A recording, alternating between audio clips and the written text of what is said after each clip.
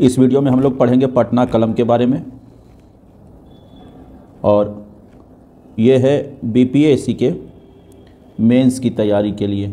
कहाँ पूछा जाता है ये पूछा जाता है जीएस पेपर 1 सेक्शन 1, जिसका सिलेबस में है modern history and art and culture, है ना, और बिहार के रेफरेंस में खास करके। इसमें 3 चीज़ों के बारे में पढ़ना है जो आर्ट एंड कल्चर का सेक्शन है उसमें। पहला है पटना कलम, दूसरा है मौर्यन आर्ट, तीसरा है पाल आर्ट। तो आज हम लोग पढ़ेंगे आर्ट एंड कल्चर पटना कलम के बारे में। तो शुरू करते हैं। पहले है पटना कलम, क्यू से भी लिख सकते हैं, के से भी लिख सकते हैं, है ना। चलिए, ये क्या है? सबसे पहले ये आता है कि पटना कलम है क्या। तो पटना कलम चित्रकारी का एक कला है, चित्रकारी, ठीक, चित्रकारी आर्ट है। पहला यही ध्यान देना है। अब इसके बारे में पढ़ेंगे कि कहाँ विकसित हुआ, कब फूला और अपना डाउनफॉल कब देखा, बाकी चीज़ें, और इसकी विशेषता क्या है, तो इस बारे में पूरा पढ़ेंगे। ये 38 मार्क्स का पूछा जाता है। इन तीनों में जो 3 कला है, मौर्यन, पाल और पटना, उसमें से कोई भी एक पूछ ले, 38 नंबर का पूछा जाता है। कभी कभी हो सकता है कि 2 बार पूछ ले, 38 नंबर का ये भी पूछ ले और किसी और 8 से 8 नंबर का या 7 नंबर का और भी सवाल पूछ ले। तो चलिए, तो जैसा कि आप समझ गए, पटना कलम चित्रकारी का एक कला है। और दूसरा पटना कलम क्या है? ये जो है इंडो यूरोपियन शैली का मेल है, ये याद रखेंगे। कुछ कीवर्ड है वो ध्यान रखेंगे, जो लिखना ही है, यूरोपियन। अच्छा, स्पेलिंग पर नहीं जाना है इसमें, सिर्फ ये देखना है जो बातें हो रही हैं। इंडो यूरोपियन भी कह सकते हैं, या Mughal company and company, east India company थी ना, ये दोनों को मिला के जो जिन दोनों का प्रभाव है पटना कलम चित्रकारी के ऊपर, तो ये ध्यान रखना है। इसको कंपनी आर्ट भी कहते हैं। ये जो था 18th 19th सेंचुरी के अंदर, अभी फला फूला बढ़ा, ये जो भी कहना है कह लीजिए। और ये जो इलाका, किस इलाके में पटना कलम को पटना कलम क्यों कहते हैं, इसका मुख्य कारण ये है, तो ये जो फला फूला वो था पटना, दानापुर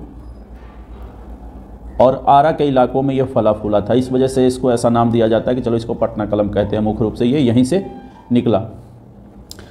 अब ये है कि पटना कलम अलग से चित्रकारी प्रसिद्ध क्यों हुआ, इसकी क्या विशेषता थी जो पटना कलम को अलग से पटना कलम बोलना पड़ा और बाकी शैलियों से अलग थी।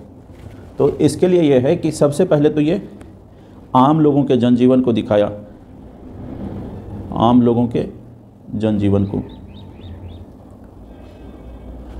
जैसे ये दिखाता था शादी का, निकाह का फ़ोटो बनाना, इसमें तिलंगी बनाने वाला, जो पतंग का गग्गा उगा नहीं बनाते हैं वो लोगों का, लोहार ना, बार मतलब नाई वगैरह का।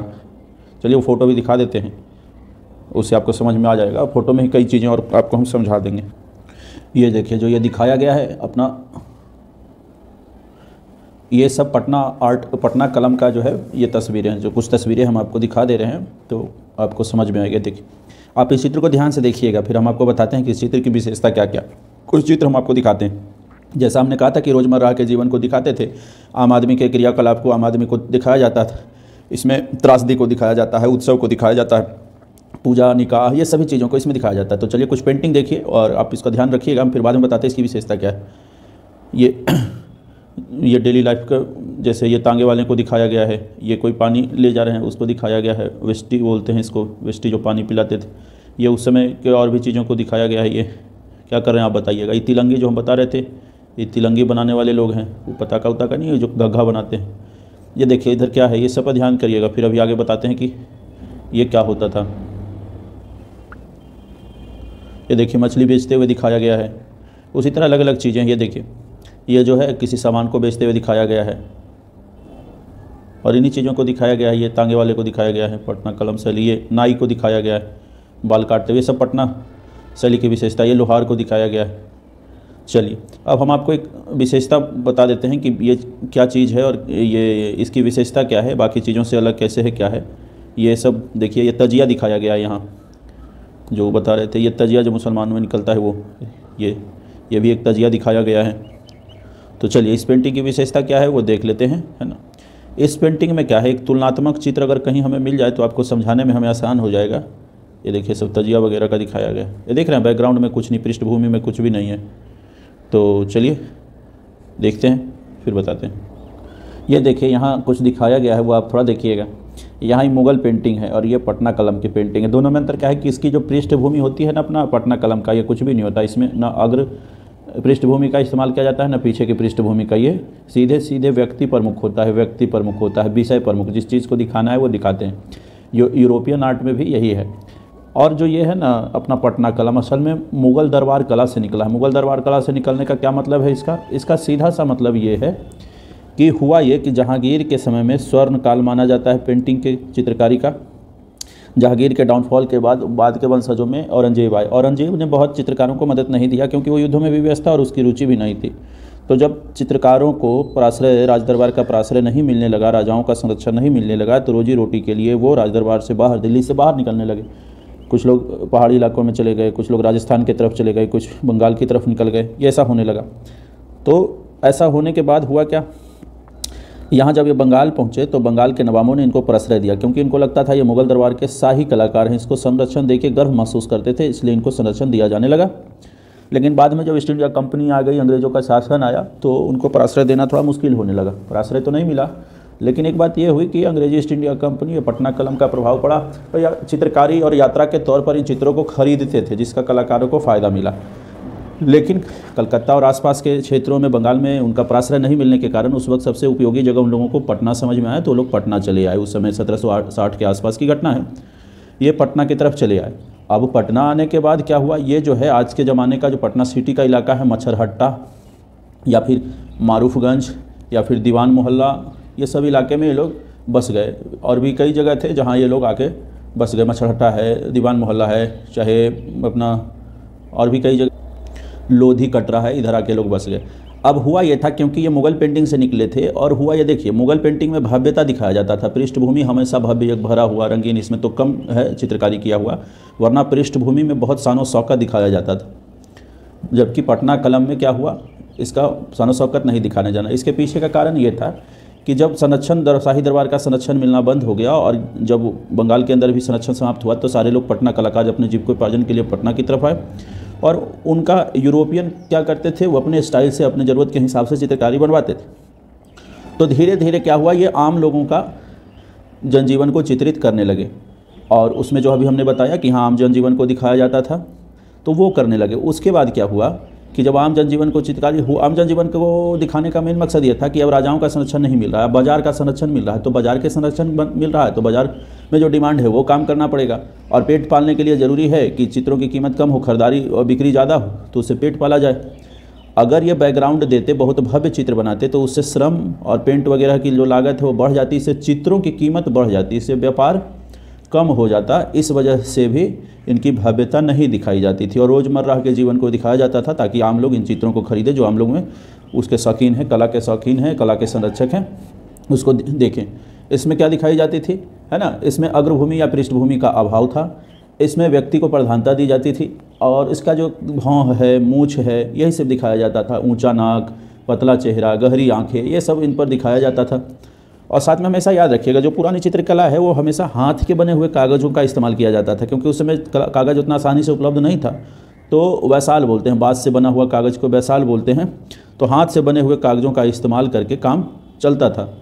तो बाद में कागज़ का आविष्कार हुआ, लेकिन सभी तक पहुंच नहीं था।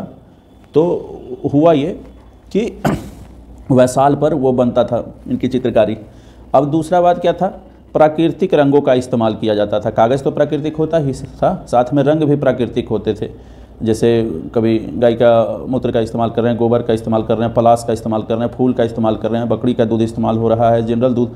तो इन चीज़ों का इस्तेमाल कर करके प्राकृतिक रंग बनाया जाता था, और गहरे रंगों का प्रयोग होता था। गहरा भूरा, लाल, पीला, इन्हीं सी तरह के रंगों का इस्तेमाल होता था, अभी आपको जैसा हमने दिखाया।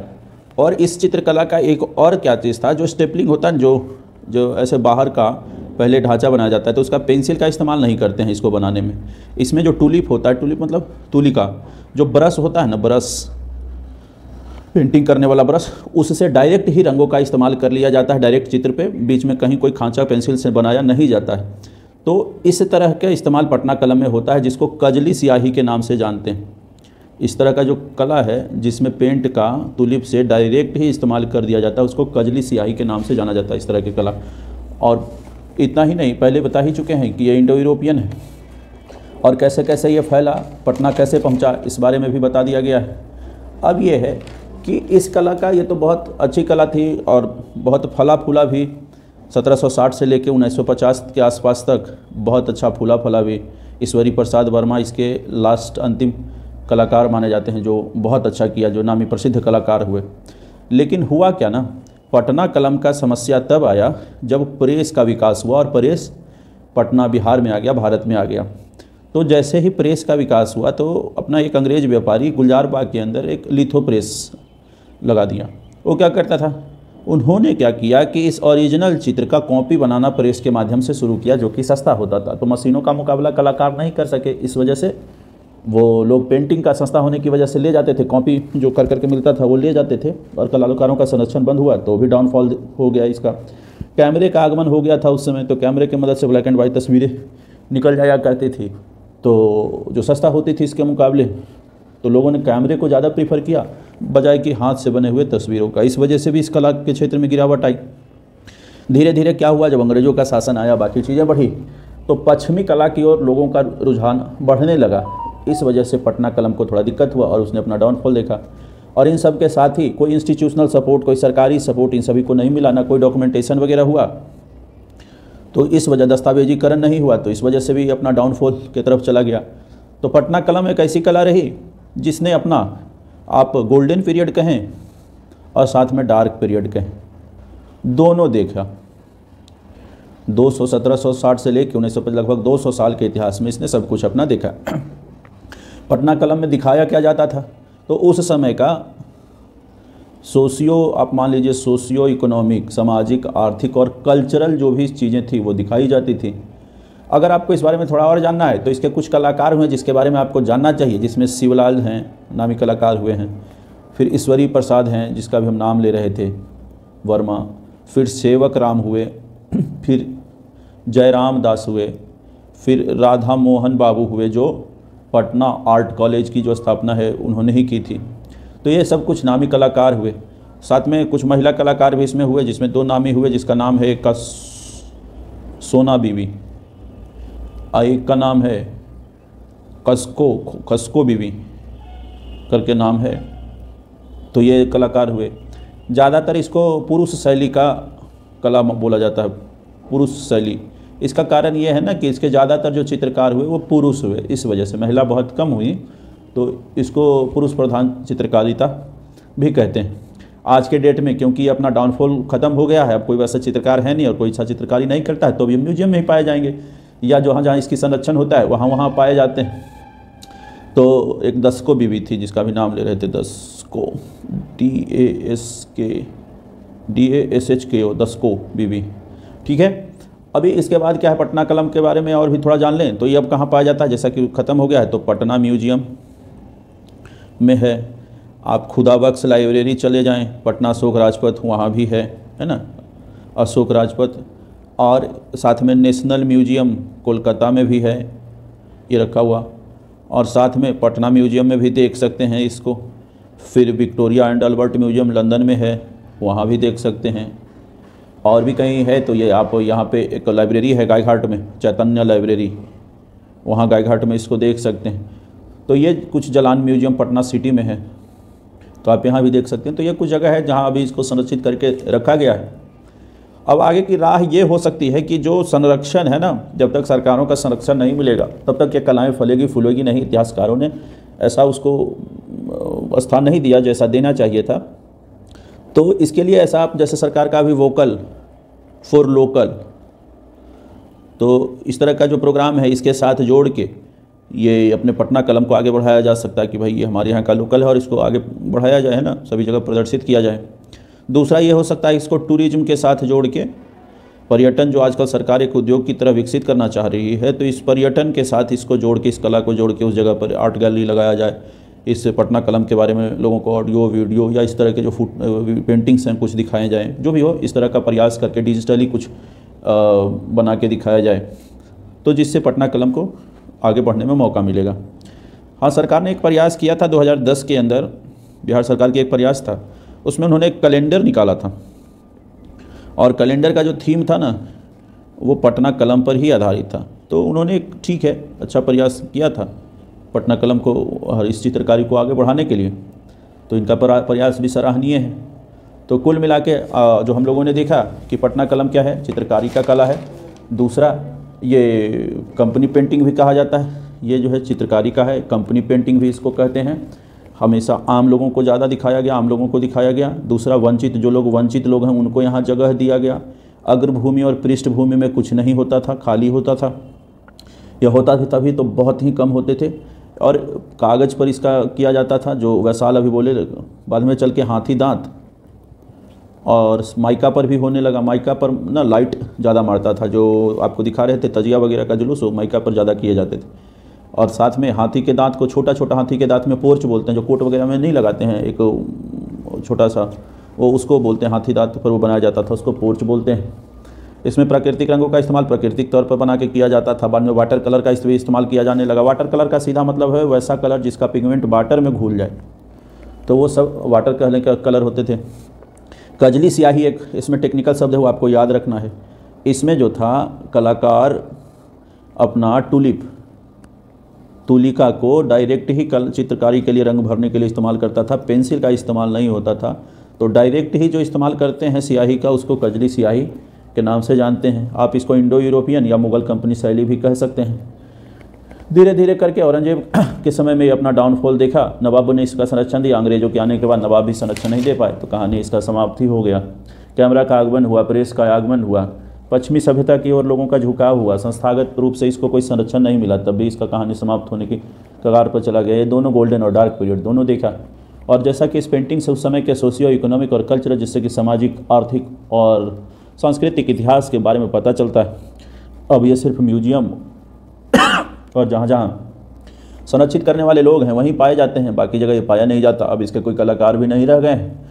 बहुत सारे कलाकार हुए हैं लेकिन अब इसके कलाकार नहीं हो रहे हैं। सरकार को कुछ इसमें करना चाहिए, जैसे वोकल फॉर लोकल जैसे स्कीम चला के उसमें जोड़ के इसको आगे बढ़ाया जा सकता है, टूरिज्म में जोड़ के बढ़ाया जा सकता है।